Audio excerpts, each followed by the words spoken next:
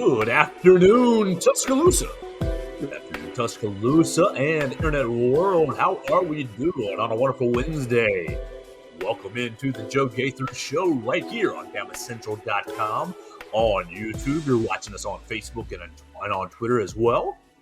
We appreciate everybody listening to us on Spotify, on Apple Podcast, and on Amazon as well. So anywhere you want to get the Joe Gaither Show on Bama Central, you're welcome to jump in and join us. We appreciate everybody tuning into this show each and every day. You can tell a friend about this show. Make sure you give us a follow at Joe Gaither6 and at Bama Central for all things Alabama Crimson Tide coverage. We're going to have hopefully a fun show. We're going to have a fun Wednesday show right here in Northport, downtown Northport. We are right about a mile away from Bryant-Denny Stadium, and we are getting ready. Oh my gosh, getting so close to Alabama football season. Let me go ahead and plug in my computer so we don't have any issues as far as power goes throughout the show. Looking up at the screen, seeing a little bit of a low battery, and we are good right there. Okay, so yeah, we're right about a mile away from Bryant-Denny Stadium, and we're going to be kicking off the season like next Thursday, I believe, is the opening of Alabama camp. It hasn't actually been announced, but next Thursday is August 3rd, and I believe that Alabama's going to be opening up camp or starting, they'll have the Knicks kids luncheon and everything will get rolling next week. So we are right here on the precipice, and everybody hang on. We're right here ready for football. And if you're really itching for football, NFL training camps open today. NFL training camps throughout the league open today. So let's get into several topics. We're going to have a big day. I'm actually going to be driving down to Chilton County here in just a little bit to go watch DeMarcus Riddick. We're going to watch DeMarcus Riddick and see where he wants to play his college football. DeMarcus Riddick currently committed to the Georgia Bulldogs, committed in November of last year, committed to Georgia in November of last year. But this is DeMarcus Riddick's mother's birthday. And several months ago, he said, you know what, I'm still kind of deciding. I don't know if my commitment to Georgia, I don't really know about that quite yet. So he is still deciding between Georgia, Alabama, and Auburn. And so he's decided to make his announcement today. It's going to be 4 o'clock Central Time, and we'll be providing coverage right here for BamaCentral.com. Myself and Wyatt Fulton are going to be heading down there. And look, we're just going to the Peach Patch. We're trying to going to have a good lunch or good afternoon snack and have some peach ice cream. And hopefully DeMarcus Riddick will commit to Alabama. Well, if he goes to Auburn or stays with his Georgia commitment, it'll still be a fun trip, and we will, cover it just as well right here for you at BamaCentral.com. So what are we gonna do for the actual talk show part of the day? That's what I'm doing practically later in the afternoon, and appreciate everybody following me at Joe Gaither6 if you want to keep up with DeMarcus Riddick's commitment. But what are we gonna do right here on the show? Look, I'm fired up. I'm unhappy. I'm not very happy today. I'm not very happy today because we had some legislation introduced on the Senate floor yesterday. Joe Manchin and Tommy Tuberville introduced the Protect Athletes, Schools, and Sports Act of 2023. All right, you guys all have known since NIL has been enacted or been a factor in college athletics that old coaches, old men, and everybody, the old money people are upset that the kids are getting paid. Oh my gosh. They're upset that the kids are getting money, that the kids are having freedom finally, that the labor is laboring and, is benefiting off of its labor. So Tommy Tuberville says, oh, I'm an old college football coach. Yeah, you're from Arkansas. You're not really from Alabama, you dadgum carpetbagger. Look, Tommy Tuberville, you don't know the 3 branches of government. What are you doing up there in Washington other than just, grifting off the American people? But Joe Manchin and Tommy Tuberville got together and put together the Protect Athletes, Schools, Sports Act, the PASS Act. Oh, we got to have a nice, cool acronym. The PASS Act to regulate NIL, name, image, and likeness, to rein it in, and to control name, image, and likeness. Now, look, I don't really care if you're Republican or Democrat or where you fall. It doesn't matter to me. That's not neither here nor there. You're all welcome to your own opinions. My opinion is that Tommy Tuberville is a fairly poor representation of the state of Alabama won. As I just said, you're not from Alabama. Moved to Alabama in 2018 to prepare for your Senate race. And obviously, you beat Doug Jones. You beat out the Democrat Doug Jones, and no problem. I'm not here to talk about what side should have won this, that, or the other. But Tommy Tuberville doesn't know what he's doing. Tommy Tuberville, look, we all know his history at Auburn, his history coaching at Ole Miss, and his time at Texas Tech. He's been college football coach really since 1980. So he's a college football coach from 1980 to essentially 2016. That's 30-something years, 36 years in college football. So, yeah, he does have experience to lean on, but goodness gracious, this bill and everything about Tommy Tuberville is kind of disgusting to me, a little bit ignorant to me. Let's go through some of these bills. First off, it's not all bad. It's not all bad. I will admit it's not all bad because NIL can use a little bit of regulation, and some of these aspects of this bill are positive, I think, for college athletics. But on the whole, and on the outset, I think it's a net negative. All right, let's get into it. We'll go minute by minute here. Specifically, the PASS Act would protect student athletes by requiring collectives and boosters to be affiliated with a college or school. I'm good with that. I'm A-okay with that. You all know, yay, Alabama here in Tuscaloosa, affiliated with the University of Alabama, working hand in hand with the athletes. And, if I want to get in contact or support the athletes, I can do that through Yay, Alabama. I think that's a great idea. Good job, Tommy T. That's not a bad aspect here. All right, here we go. Number 2, establishing a national standard for NIL. What does that mean? What does that really even mean? Very ambiguous there with your number 2 point. Number 3, preserving Title IX by ensuring that nothing in the PASS Act affects the rights of any student athletes or any programs funded through Title IX. All right, obviously, we love Title IX. Title IX, on the outset, you have to protect the women's sports, and, there are several high-profile women's athletes here at the University of Alabama, and we all love our women's sports. We love women's basketball, track and field, softball, gymnastics, really anything where our athletes are wearing Alabama across the front. I don't care, male or female, we're supporting you. All right, good. We want to preserve Title IX. 2 out of 3 on your first bullet point. I'm with. That's not bad. 2 out of 3. Okay, here we go. The next bullet point is protecting higher education institutions by, oh gosh, here we go. Ensuring that schools, conferences, and associations are not liable for their efforts to comply with the PASS Act. You mean, what does that mean? You're not liable if you try to enforce the PASS Act, and basically. I guess it's talking about enforcement of some of these rules that are about to come into play. If universities are trying to, or conferences or associations are trying to comply with the PASS Act, it sounds like they're going to have some leeway to do that. Okay. That's kind of in the gray area. I'm not neither for nor against that. Number 2, prohibiting NIL agreements that involve alcohol, drugs, or conflict with existing school and conference licensing. I've also seen, sexual innuendo or advertisements that basically are selling sex going under this number 2 bullet point as well. And here's what I say to that: if I'm an athlete, obviously, I'm constructing my image. I'm trying to construct my image in probably a positive way. I'm probably trying to construct my image like a Russell Wilson, trying to construct my image like a Bryce Young, Tua Tagovailoa, guys that have nice, clean, wholesome images, and they're making the most money. They're reeling in the most deals. They're making the most money. But if I, maybe I'm an offensive lineman and I don't know, Coors Light, beer, some beer company, let's make it local. You take Avondale Brewery in Birmingham, you take Black Warrior Brewery right here in Tuscaloosa, you take Druid City Brewery right here in Tuscaloosa.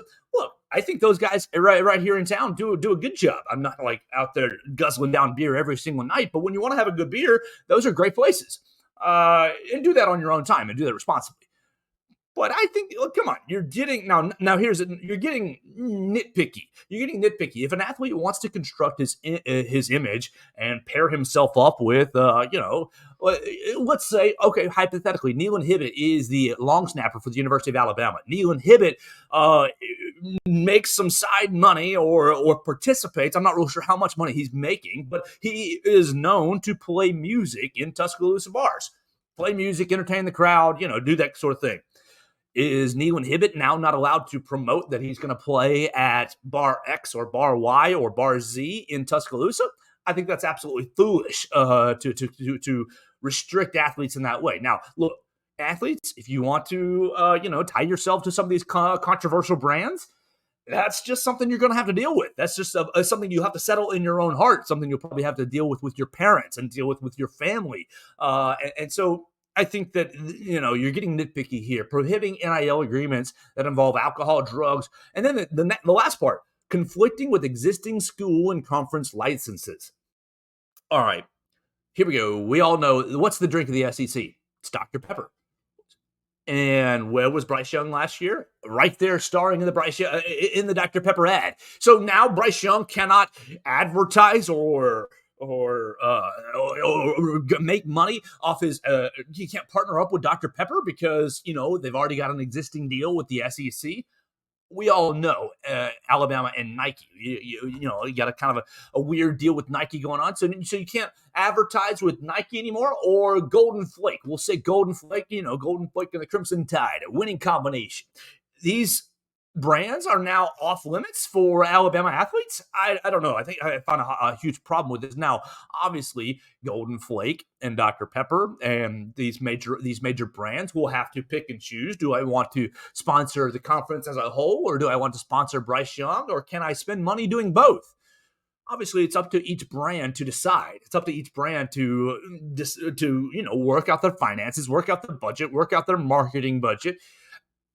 You're highly restricting athletes already with your number two bill under Protect Higher Education. Number 3, requiring student athletes to ask permission to make use of intellectual property. What is intellectual property? IP. It's going to be basically the use of the Alabama A. The Alabama A, I'm not allowed to use it on my show in my logos because it is, trademarked by the University of Alabama. I don't have permission, and I understand that. So number 3 makes perfect sense. And now, look, when you get to Bryce Young, coach, can I use the Alabama A in my commercial? Like, you say absolutely yes. You promote the athletes, whether it's Alabama basketball, track and field, softball, baseball. If the athlete wants to use the Alabama A, I think, you let them. It's part of being scholarship. Now, I do agree that they should have to ask permission because now, going back to the previous point, I don't really think Greg Byrne would be real happy with Nealon Hibbett using the Alabama A to advertise he's playing, playing at a bar in Tuscaloosa, mixing drugs and alcohol, mixing, some of that stuff. I understand. You want to protect the brand of the Alabama A, the intellectual property, the logos, and so I'm on board with that. All right, so now that's 2 sections, and that's 2 sections that I am 2 out of 3 again. 2 out of 3 again. So now we're, what is that? 4 out of 6 points. Now here we go. Preserve the future of college sports by prohibiting inducements. All right, here's the biggest problem right here in the bill. Prohibiting inducements.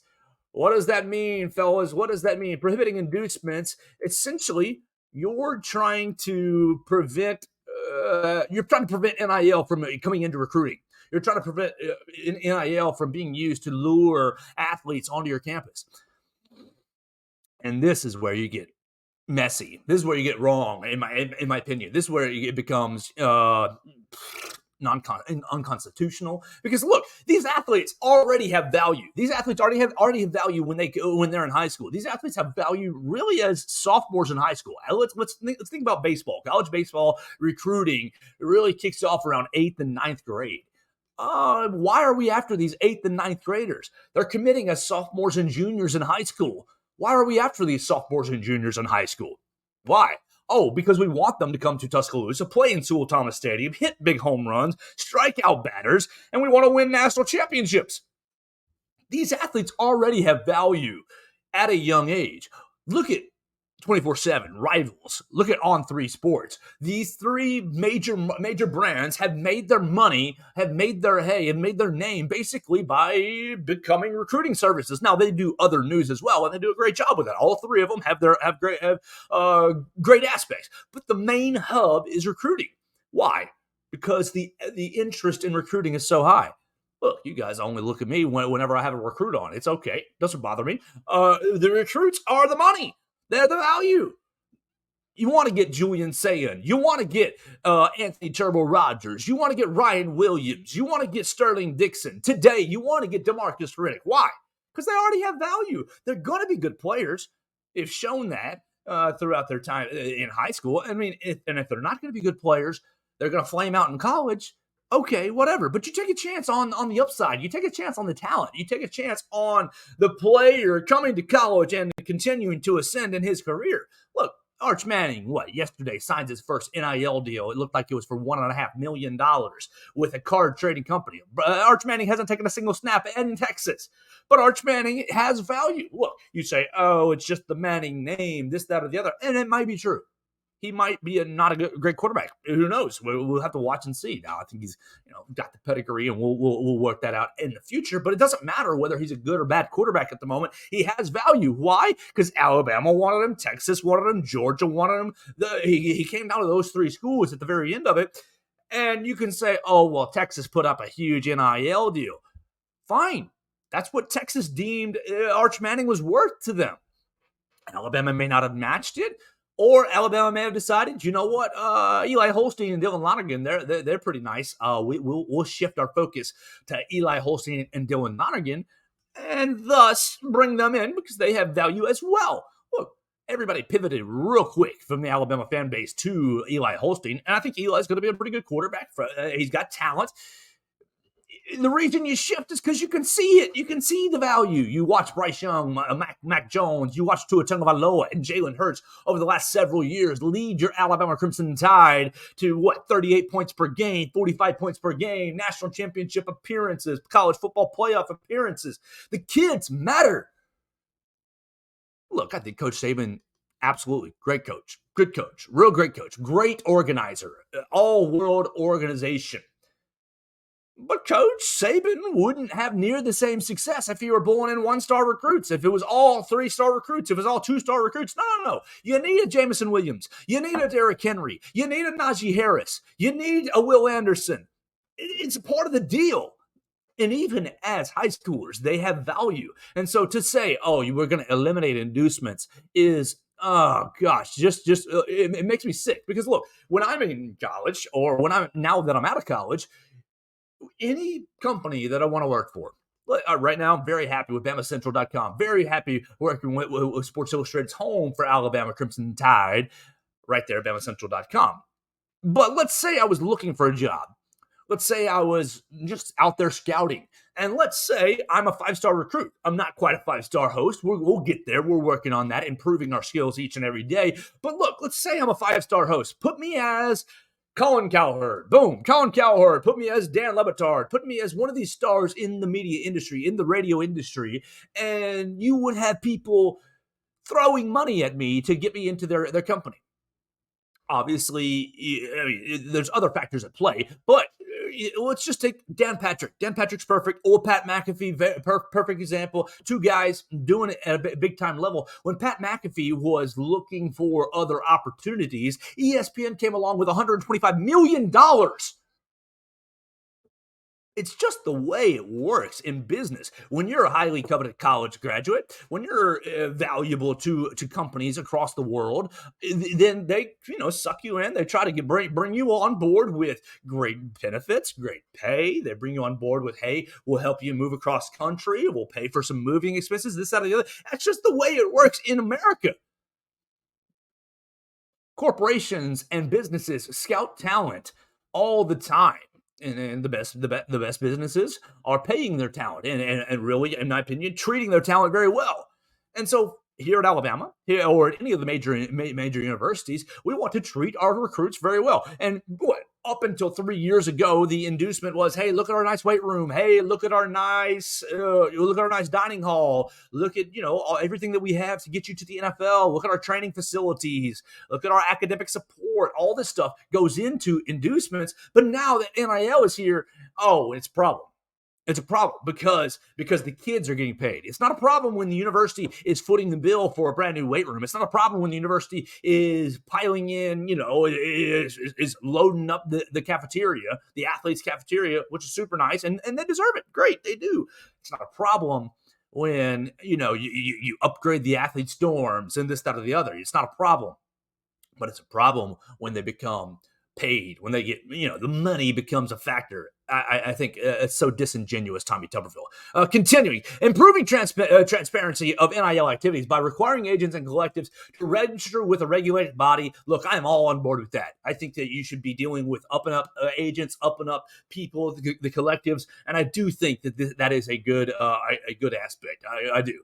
Establish a public-facing website to publish anonymized NIL data. How are you going to get that done? I think that's a pipe dream. It would be cool to have a database so I can look up what Bryce Young's NIL deals were and look up what Jalen Milroe's NIL deals are, what Jace McClellan's NIL deals are. It'd be very cool. I would like that. I just don't know that you're going to have that transparency. You don't have that transparency in the National Football League and the NBA. Now, obviously, you do get, Chris Paul agreed to 3 years, $60 million with Adidas, or whatever the case may be. LeBron James agrees to $1 billion deal with Nike, or whatever the case may be. So you get a little data in that way. You do. And then requiring all NIL contracts to be disclosed within 30 days. I think that falls under number one, requiring agents to register with a collective body. This is a piece of your bill that I don't really have much problem with at all, Manchin and Tuberville. And then we get into the next piece, which is like the second worst part. Moderate the transfer portal by requiring student athletes to complete their first 3 years of academic eligibility before allowing them to transfer without penalty, subject to a few exceptions. The exceptions listed were death in the family or loss of a head coach or position coach to other schools. So those are the two exceptions, and you have basically now. The intent is to prevent other schools from poaching or from tampering with said athletes by saying, hey, jump in the portal. We've got $1 million for you. And I think you've seen that in baseball. You've seen that in baseball. Colby Shelton breaks my heart in the last a couple months ago. It breaks my heart going to Florida. I don't have any evidence that Florida tampered with him, but I have a huge suspicion that he went there and got a big old NIL deal. Now, you cannot restrict the transfer portal. You can't do it. The one restriction that you have right now is one-time free transfer. After that, you're subject to staying there and you're subject to the 1 year sitting out penalty. Look, I hated the 1 year sit out penalty because I can transfer to Western Tech State and I can transfer to Eastern Georgia College, and I can transfer to any college I want to any semester. No, I wasn't special, but literally I can transfer any college that I want to, and it will be A-okay. It's not going to be a problem. The same sort of thing should be in play with athletes. Now, I do enjoy after you have your one free transfer, if you want to transfer again, you're sitting out a year. Because kids make mistakes. No, not always, but kids, you find yourself in a situation that's not quite what you thought it would be. You go on a recruiting trip and you think, this place is awesome. And then you get there and it's like, oh, this place ain't that awesome. They just showed me the good stuff. This is a horrible deal. Let's talk about it from a basketball and a football perspective. 3 years of academic eligibility completed. What's happening with the best players in college football after 3 years in college? They go to the NFL. They're eligible for the NFL. Come on. What's happening with the best players in college basketball after 1 year or sometimes two? They go to the NBA. So you're really restricting athletes at the top end level from movement. You basically have to say you got to go get a degree before you can transfer, because most of these guys are getting degrees in 3 years, at least at the top level. So Tommy Tuberville, you old man, I know that this was the aspect of the bill that he did for all his coaches to say, you know what, we're going to give you back control. No, the coaches have to treat these men, these players, these women as as human beings. I mean, obviously, coach them hard, but you can't. You've got to hold up your word. Hold up your end of development. Sometimes situations happen, and okay, the grass might be greener. But look, if I want to transfer and it ends up being a bad decision for me, that's something I have to learn from. I'm an adult. All these athletes are. I mean, most of them. Once you get out of high school, you're becoming an adult. 18 years old, you can vote, you can go die for the country. 18 years old, you are an adult, whether you believe it or not. Furthering, ensuring the health and safety of student athletes, I'm liking this part a lot. By guaranteeing health insurance for sports-related injuries and uninsured student athletes for 8 years following graduation from a four-year institution. Love that. You got to protect your athletes further on down the line. And I think, once you graduate at 22, if I didn't go pro, you're going to need some health insurance probably at 32, at 30. I like that. Requiring institutions generating more than $20 and $50 million in athletic revenue to pay out-of-pocket expenses for 2 and 4 years, respectively. This goes back into health and safety. Yeah, they bust their butt for your universities, and you can afford it. Yeah, you need to be footing the bill for some of these athletes, for their surgeries or for treatments. I fully am on board with that. Number 3, requiring institutions to honor the original scholarship commitment made to the student athlete. Whew, you're going to have a hard time with this from the coach's side of points, because the student athlete, the scholarships are renewed year-on-year basis. This does give athletes protection. Absolutely. It does give athletes protection on, I just wasn't good enough, or, I had a career-ending injury, or whatever the case may be. This does give athletes protection, and I think it's a little harsh on the coaches. See, I'm going to try to be biased, or try to be balanced, excuse me. I think it's a little hard on the coaches, but I think that it's probably, the most fair thing. Number 4, implementing a uniform standard contract for student athletes' use for NIL deals. I'm guessing this is just going to be some sort of like base level contract. If you need a quickie, if you need something real quick done, you can just pull the uniform standard contract. And so I don't really have an issue with that. Obviously, you don't know what's going into the uniform standard contract, but I do think, it would be nice to have just like a base level. Hey, I need a quick quick paperwork to fill out so that we can comply with requiring agents and requiring NIL contracts to be disclosed within 30 days. I think that probably helps that. Number 5, enhancing curriculum on financial literacy, NIL rights, and relegated legal and regulatory issues. I think that's great. You want to give the athletes financial literacy. What they should have had for us in high school is, here's how you do taxes. Here's how you buy a house. Here's how you budget. And that's base level stuff. I think that it would be great to enhance the financial literacy of all college athletes. I believe that Alabama is doing a great job. Props to you, Greg Byrne, and your staff, with the financial literacy on campus. But you can't speak for the entirety of college athletics. So there's your bill. There's your bill on the PASS Act. Tommy Tuberville and Joe Manchin. Not all of it's bad. Not all of it's bad, but here's the problem. Like, you guys don't know how good you have it.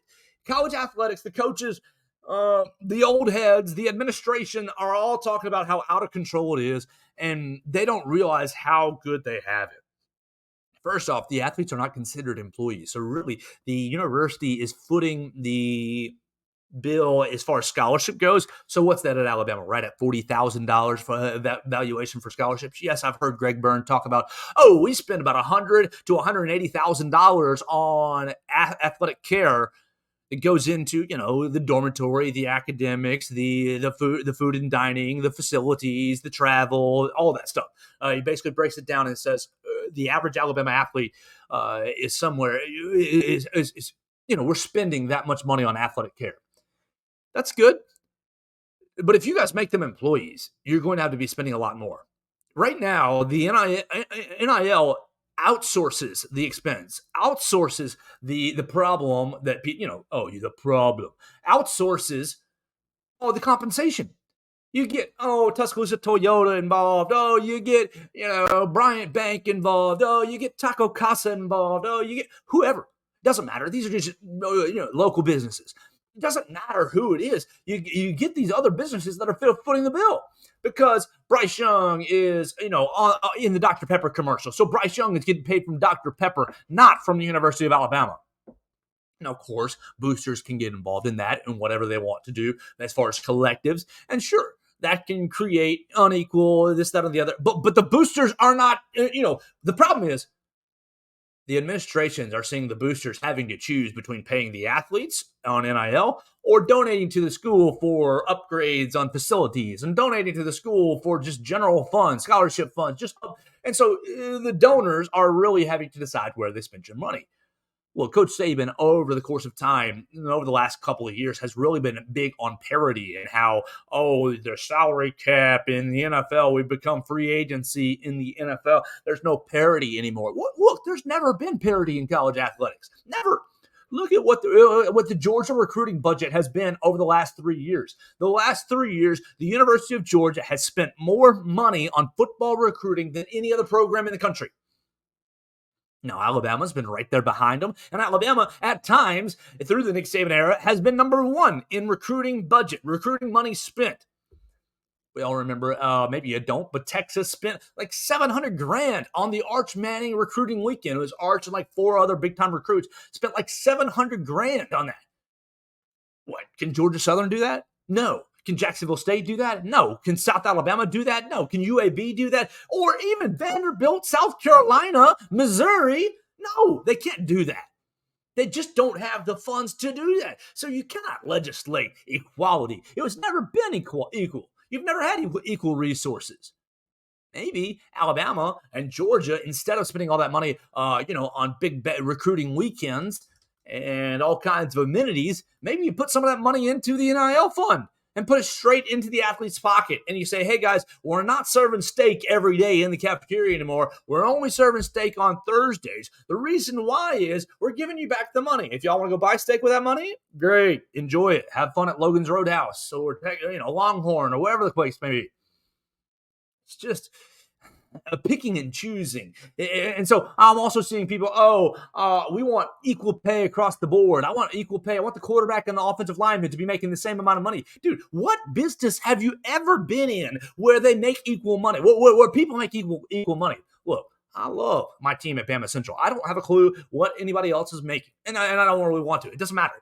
But we have a team, and I'm sure that, the boss is valued and put in, okay, this person has been here this long and does this amount of good work, and so here's the number. And this person's been here that long and does a little bit different work, so here's the number. Look, it happens every industry. You can go to Alabama Power right now and pull up their, all their employees, every single one of them. And I'm sure there are a couple employees that are all making the same amount of money because they all have the same job titles, but the CEO, the head man in charge, is obviously the head woman in charge, is making more money than the peon. And I'm sorry, you give me a Heisman Trophy winning quarterback, Nico Iamaleava at Tennessee, of course he's going to be getting the $8 million deal.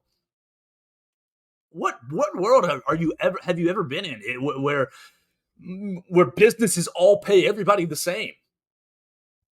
Not any world that I've been exposed to. Whether you're going to, high school maintenance crew, which I've worked on, whether you're working at, in the service industry, which I've worked in, wherever. Servers, you go into any restaurant, the best servers make the best money. They're more valuable to the company. And so that's just the way it works. You look at IT companies and the most experienced programmers and, all the people who are protecting the intellectual property, they're making more money. That's just the way the world works. You can see that in any industry. And I'm sorry if you got a problem that the quarterback is making last year, Bryce Young, right at $3 million, and maybe other players are making $30K, and maybe the volleyball girls are only making $1,500, something tiny. It's just the way it works. Get more eyeballs on your sport. Become more valuable to your university, whether that be look, okay, let's just get real honest. Is everybody watching gymnastics? No. Gymnastics is a great sport. We're watching it. But why is Olivia Dunn the most popular? Why is Olivia Dunn the most valuable NIL athlete in college? One, let's be honest, she's beautiful. And then she's making money outside of gymnastics. She's modeling for this company and that company, and she's big on social media and just all the platforms. And so, yes, of course, LSU gymnastics has helped put her on, but she's figured out other lanes to make money and make herself valuable. Just like Nealon Hibbett earlier in the conversation. What long snapper is really inherently valuable? Nealon Hibbett says, hey, I am a long snapper, but I'm also a musician. Let me show off this other talent that you guys can appreciate my long snapping skills. I'm always snapping to James Burnip. I'm always hitting the man right in the chest. But then you hear him play the guitar and you're like, oh, that's cool too. You support him in other ways. These athletes have plenty of opportunities to make their own path and to be creative about what they want to do. And that creativity, look, is afforded to any college student. When I was a college student, I could I had a job throughout college. I made money. If I wanted to, teach an art class or whatever the case may be, you've got musicians who are on scholarship who are teaching instruments. You have academic scholarships who are tutoring for money. Like, it's just the way it works. Welcome to America. So I have a huge issue with the regulation, the desire to regulate the transfer portal, to regulate name, image, and likeness. I'm sorry if you have a big problem with it. But, Alabama, Georgia, Ohio State, Texas, USC, we're the big dogs for a reason. We have the most support. We've garnered the biggest fan bases. And you Alabama fans are loyal. So I'm sorry if Georgia Southern's going to get left behind, if UAB might get left behind, if Missouri might get left behind. Who cares? They're not really competing anyways. Look, let's be honest. How many college football programs are competing for national championships year in and year out? 8, 10, maybe? Now, I think that's going to grow with the expanded college football playoff, and it's going to grow with NIL as it continues to spread and become a thing, because I do think you're going to see the plan and the play become, the talent's going to spread out a bit more. The talent's going to spread out, be dispersed at a more equal rate. And so there will be more teams competing for a national championship, but it'll only be like 15 or 20. Once you get past 20, these teams can't win a national title. Your biggest issue, you cannot legislate equality throughout college sports. You haven't had equality. When you have 125 teams, something on that number of Division I college teams, they're not all playing the same sport. It all says football on a Saturday, but they're not really all playing the same sport. There's levels to this game. We love you, Conference USA, but there's levels to this game. All right, so look, I've warned you out on NIL. If you want to disagree, you're welcome to jump in and disagree. All my comments are always open. Joe Gaither 6 on Twitter, on Facebook, on Instagram. You can leave a comment at any time. But I just think this bill and Tommy Tuberville is a terrible representation of the state. I just think this bill is just a bunch of hooey. Now there's some good parts of it. Look, you get all these agents registered, and you protect the athletes a little bit more, but you can't protect the athletes by restricting them. I think that's the big issue that I'm seeing with this. So, Tommy, you make me sick. Whatever. Hopefully, the state of Alabama can move forward with better senators in the future. That's neither here nor there. But I don't see this bill passing. I see this bill becoming more problematic for college athletics, because what are you going to do? Make them employees? Are you going to pay them University of Alabama? Are you going to pay them University of Georgia? Out of your own pocket? No, you don't want to do that. So be careful what you are working for, what you're wishing for. All right, I got one more topic for the day, and it's on quarterbacks. It's on Alabama quarterbacks, former Alabama quarterbacks, Tua Tagovailoa and Mr. Jalen Hurts, both at the podium today to open up training camp. And obviously, we wish all of our former Alabama football players great success in their 2023 season, namely, sidebar, John Mechie returning to the Houston Texans after battling and defeating leukemia. We want to see John Mechie do very, very well with Houston this year and beyond. But my point or my topic is Tua Tagovailoa and Jalen Hurts. Both of them have announced or declared or told everybody, revealed that they had been approached for the Netflix show Quarterback. If you guys haven't seen it, you've got Patrick Mahomes. You've got I just drew a blank on the Vikings quarterback. Kirk Cousins. There we go. You got Patrick Mahomes, Kirk Cousins, and Marcus Mariota in the first season of quarterback. And so obviously there's a lot of intrigue behind Mahomes. You see some passion with Kirk Cousins. Like it was a well done series, but Tua Tagovailoa says he was approached for season 2 and declined for this current year. Declined. Why? My man Tua said it got too invasive. There was too much personal life shown from the quarterbacks, and he doesn't want to be involved in that aspect. And then Jalen Hurts also says he declined the invitation to be on quarterback. And why for Jalen Hurts? He said it's just not the right time for the Eagles to be doing that. Both guys, yeah, it seems like they're laser focused. Tua Tagovailoa finishing out his sleeve. He's got a huge Samoan tattoo down his right arm. It looks awesome. It looks incredible. You guys need to check out social media to check out Tua's new tattoo or the completion of the arm sleeve that he worked on. So look, we are going to get wrapped up for the day. Big props to Jalen and Tua. We want to say a shout out also to Bryce Young. Bryce Young being named on day number 1, starting quarterback. NFL training camps are wide open now. Oh, thank God. Cannot wait. We've got football right here around the corner. I'm going to finish my day by going to Chilton County. We're going to go to Clinton, Alabama, and try to see about DeMarcus Riddick. Where will he commit? Who will he go? Will he go to Auburn, Alabama, or will he stick with his commitment to the University of Georgia? Look, there's no way that you announce I'm going to make another commitment decision and stick with the original commitment. So I think you're down to Alabama and Auburn. And it'd be very, very, very sad if DeMarcus Riddick went to Auburn. Obviously, we want DeMarcus to go to whatever school it fits him best. But just on a selfish note, it'd be great to have him in crimson and white. And so we will get down to Clinton, Alabama here in just a little while. 4 o'clock Central Time, it will be his commitment. You can follow myself and Wyatt Fulton at Joe Gaither 6 at Fulton. Oh gosh, I had his at, but I just lost it. So follow us on the Twitter machine at BamaCentral. We'll give you all kinds of coverage for DeMarcus Riddick. So that's going to do it for my show today. We're going to come back tomorrow for Thursday and Friday. We cannot wait to finish up the week. We are just inching closer to Alabama football. I believe next Thursday we'll have some real stuff to get into and talk about. So for the show today, I'm Joe Gaither. You're the audience, and I appreciate you the most. We love you so much. Tell a friend about the program at Joe Gaither on all the social medias. You can follow us on Spotify, Apple Podcasts, Amazon. Find me on YouTube, Facebook, and Twitter, and of course, primarily at BamaCentral.com.